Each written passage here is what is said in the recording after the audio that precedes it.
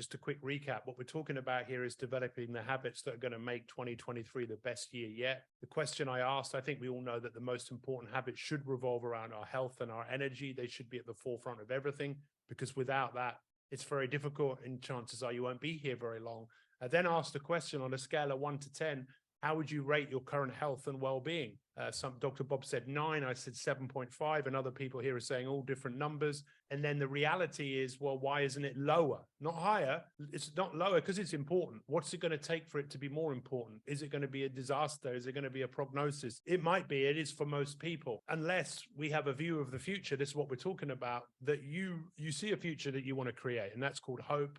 That's called optimism. And, you know, Dr. Bob and I have a lot in common. And if you ever go to Dr. Bob's office because you want to get better, rather than you go there because you've been sent home to die, like my wife, you'll see pictures on the wall of him with a whole load of athletes, people like Tyson Gay, you know, who's beaten Usain Bolt, Yao Ming, the 7-foot-tall basketball player, or Evander Holyfield. And you see these people, and if you come to my house, you'll see some of the world champions that I've worked with as well. And when someone comes to work with you, someone who's an athlete, you ask them what they want. You've got to help them identify with who they need to be, because if you don't help them identify who they need to be, there's no point you working with them, because they're just going to be who they are. This is such a crucial part of December 23. So we want you to think about, well, who would you like to be in December 2023? And to see that person as a different person to you. They are not you. Hal Hirschfield, who is one of the most well-known people in the field of the science of future self, he says it's absolutely critical to see your future self as someone who's like you, but they're not you. Because if you see them someone who's not you, then it's the realization of becoming that person. And I'm just curious how many of you would like to be with Dr. Bob and myself and Eric and Issa and many of the great people that are here this evening. How many of you would like to be here in December 2023, having become that person or becoming that person? Just put your hand up if you say, you're right, that's me. Because we could all make a commitment. We could show up every week with these incredible health calls, and we can have a point where we come together to share our success, to share what we've been doing as we apply the law of compounding. So I'd love to ask you, Dr. Bob, what is it about compounding habits that makes it absolutely essential for success? Well, I'm going to go with a couple of things on that. But, you know, Sachin Patel, who's also a sage of wisdom and an amazing guy, he uses this very simple quote that I believe he created: consistency carves canyons. And there was a trickle of water in the Western US. It was actually called the Colorado River. And they estimate it's been trickling for, at least 80 million years. And you look at that Grand Canyon and, you know, how strong is water? Well, you know, a little drop here and there, not much. But what if it's a consistent flow over 80 million years? You create one of the natural wonders of the world. And when we start talking about compounding, and I cheat because I listened to your podcast the other day again, you talked about the penny. Hey, or actually, that was on your conversation on success. You know, hey, listen, if I give you $5 million, or if I said I'll give you a penny and double it every day, what would you take? Well, on that 31-day month, you're going to be writing about 11 million. But here's the deal. What if you doubled it every day? Well, instead of 11 million, you have $164. So compare inconsistency to consistency. There is no comparison. But Pete, you said something powerful that I want to come back, and then I'm going to ask you the same question. You know, when you said, why don't you choose a lower number? There's a very powerful book called Instant Influence. And they were able to change and get a paradigm shift of drunk drivers that ended up in the emergency room and get them commit to becoming sober. And they would ask them, what does being sober mean to you? You know, and they'd tell them, and how dedicated are you? And they might rate it as a 3. And they'd say, well, why didn't you pick a lower number? Well, gosh, because I don't want to kill someone drunk and driving. I don't want to have a liver failure. I don't want to have cirrhosis. I don't want to keep pestering my family. Well, you keep looking at that and you go, listen, we already have plenty of reasons. Build on those. And you are so good at that. But let's go to your perception of that compound effect and how you've seen it play out in the gazillions that you've positively impacted. Well, you know, as I said, I wrote this book in, I think, 2001, and it came out in 2003. I've written 20 books. I'm now writing my 21st. And this was habit busting. And I was so interested in habits because when I was a personal trainer, it was evident that it was the habits that people had that kind of brought about their success. You know, the habits which didn't serve them, which some people would call bad, and the habits which were serving them, that was taking them. See, I think it's everything we do is a vote for the person we're becoming. And when you wake up to that reality and you realize that your future self is probably saying no to things that you're saying yes to, and you're saying yes to things that your future self is saying no to.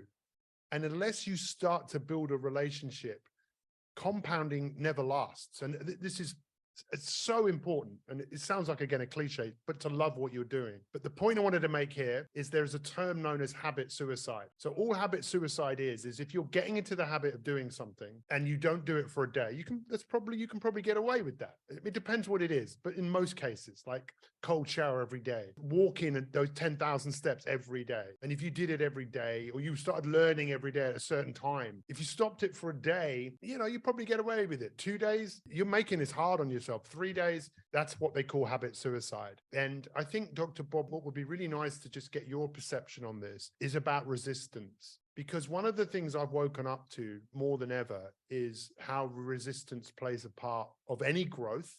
Anything you want, bigger muscles, come on. You've got to pick up something, and there's going to be some resistance towards anything growing. And I'm curious, what is your relationship to when you feel resistance to things that if you did them, you would be in a better place for having done that? Well, Pete, I'm blessed with having had great coaches. And again, I'm going to put you among that list. But, Jonah Hill created a new documentary called Stutz, and it's about his psychiatrist. Now, I read Stutz's book, I don't know, a decade ago, and it was called The Tools. When people would come to him with a crisis, he says, here's the first tool: change your relationship to pain. And someone might say, well, wait a minute, why in the world would I want pain? Well, here's what we are. We are biologically wired for comfort. We're hardwired to seek pleasure and avoid pain. But now let's go with this paradox. All growth occurs outside of our comfort zone. So if you really want to grow, if you want to be that best future self, you've got to embrace that pain. We go back to the old documentary, Pumping Iron, and I was an Arnold fan. And when he described the pleasure that he got from pumping iron, equating it to the highest level of human bliss from intimate interaction, I'll just put it that way. You can watch the video to see what he said. I thought, doggone, no wonder that guy's arms look like that. If it's that fun, well, how can I make it that fun? And that's our goal. Change the relationship with pain. And Stutz will say, bring it on. And I listened to another audio, and I'm going to get back to you. Dan Millman, world champion athlete, world champion coach, he ultimately said this. He said, ultimately, all growth comes in releasing resistance. It's when you learn to go with the flow, to get into that flow state.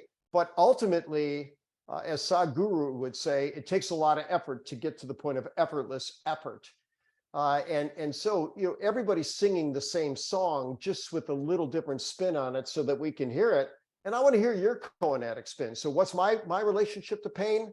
If it's good for me, bring it on. If it's bitter, I'll take it. If it's hard, I'll do it. If it's cold, I'll embrace it. Thank you for those insights. And thank you also, my podcast now, Dr. Bob, is 7 years old. And my first podcast was with you, over 450 episodes. And I don't often feel like doing it. There are times I just think, I don't feel like it. But what I've learned is how I feel isn't really that important. What's much more important is the identification of the person I want to be. As Gandhi said, what does everyone think he meant when he said, be the change that you want to see in the world? What he actually said is, be the change you want to see in the world. And if you can't be that person, then support the person financially who can. And I think it's absolutely essential that we get behind each other and we all help each other have what is known as dynamic tension. So you can see this elastic band here. A world without tension is a state of, I think it's just boredom, where most people, we're not designed to live in this world, right? We are designed to thrive. We're designed to survive. We're not actually designed to think too far ahead, because we never needed to do that. So to use these faculties that our brain has, our brain once weighed about 1 pound and now it's like weighs over 3 pounds. We've got this great equipment, but I think we have to start off with some form of honesty and think, well, you know what, I've mismanaged myself a little bit. I might not be where I want to be, but what am I prepared to do about it? For me, Dr. Bob, it's all about having dynamic tension. And every day I get up at a very early hour. But, Dr. Bob, I'm wearing the Aura ring now. I was wearing something else because I'm really tracking my sleep. You know that I've had some challenges with that. So you know what? I'm going all in on improving my sleep. And you'd be proud of me because I had my best score yesterday. I think it was 88. That might not mean anything to anyone who doesn't use Aura. But I want to improve myself, and I want the tension. I want things to be hard, because I know that's the greatest. And it's the greatest reward, I think, is to do things that are a bit difficult, to create, to make, to evolve, to build, to move on. And what we would like to do, and I'd like to hear what Eric has to say about this, because I know Eric and Isa and myself and Dr. Bob and many of you here, you want to grow, right? You want to grow your business, you want to grow yourself. But let's think about this for a moment and think about, okay, what is one thing, if we all thought of one thing that if we stop doing that one thing would have the single biggest impact in our life? Okay. And then what's the one thing, if we started to do, that if we did over a consistent period of time, that we could go to a place that we've not gone before? I just wondered, with yourself, Dr. Bob, what is it is there anything in particular that you're working on right now that perhaps we could hold you accountable for what you're working on? Well, Pete, you and I had a conversation more than a decade ago after I read the book, The One Thing, and I found it amazing. I had to meditate on it for a couple of weeks to figure out what is the one thing that I could do that in doing so would make everything else either easier or necessary. And I asked you, and you had it in a second flat. You said I could build my network, right? Your network is your net worth. But now you come back to this question. So I read The One Thing, one more thing. If I could just tell you one thing, the one word, right? I like that theme. I picked a word for every single year for the last decade. And this year I made one up, and it might be cheating because I created an acronym, and it was based on a story. Dan Millman was approached by a student. He said, Professor Millman, I know you help a lot of people around the world. You charge a lot of money. I only have $1. What can you tell me to do for $1? He says, you're going to get the best bargain of your life. Focus on this always. Here and now, breathe and relax. That's really, really powerful. Well, I created an acronym, HANBAR, HANBARE, here and now, breathe, align, relax, enjoy. And I'm focused on my alignment right now. You may not know that it takes me some effort to make sure my head is centered over my body, that my shoulders are square, that my core has some level of support. But I'm always paying attention to this, or at least I catch myself a lot more frequently. And I had a conversation with a grandmaster who always taught us, focus on your core, focus on your core, focus on your core. And I asked him, I said, when you're just standing around, do you focus on your core? Or I said, do you consciously focus on your core? And he said, when I'm conscious, I do. And so what a brilliant answer. And so, if you can all help me to be here and now with you, not checking my phone, not checking my email, not paying attention to the noise outside, breathe, because the difference between excitement and fear is breathing, align, make sure that I'm aligning like I should, relax, release that tension, and enjoy. And by the way, even enjoy embracing the pain. And I'm going to come right back that on you. I think I know your answer again, because I don't want to say I stalk you, because that would be a bad state, but I follow you because what you offer the world is epic. But back on you, what can we do to get you maybe more accountable? Well, it's very easy to try and do too many things, right? And I think that's one of the things I've been guilty of in the past. I actually asked a few people not long ago, tell me what you think I do.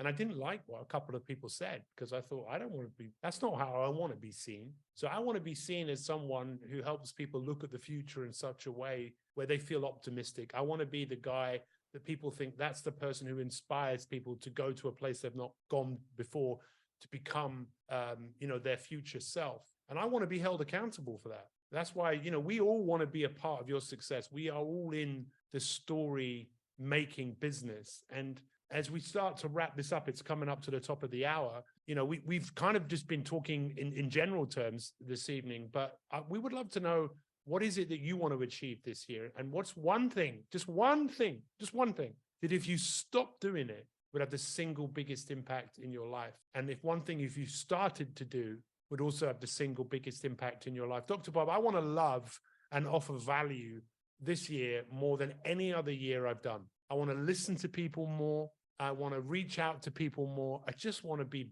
that's one of my major goals this year, to just after the year that I've had, it's like, my God, this is the year to go deep on being a loving human being. So we would love to hear from you. These calls are happening every week.